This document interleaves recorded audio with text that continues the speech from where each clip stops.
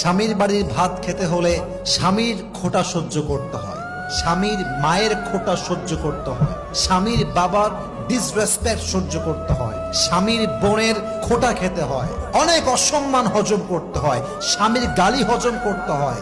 তাই মেয়েরা বলে স্বামীর বাড়ির ভাতের বড় দাম। আমি কথা বলবো, কথা সত্য, তবে একটা কথা অ্যাড করতে হবে।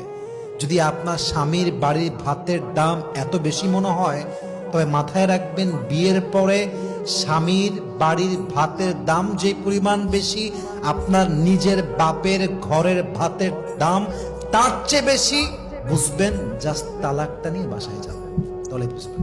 জাস্ট তালাকটা হোক, বাসায় যান, 3 মাস থাকেন, 4 মাস থাকেন, 5 মাস থাকেন, স্বামী নাই তালাক হয়ে গিয়েছে, তখন বুঝবেন স্বামীর বাড়ি ভাতের দাম বেশি নয়, এখন তো মনে হচ্ছে বাপের বাড়ি ভাতের দামই বেশি হয়ে গিয়েছে, ঠিক কিনা?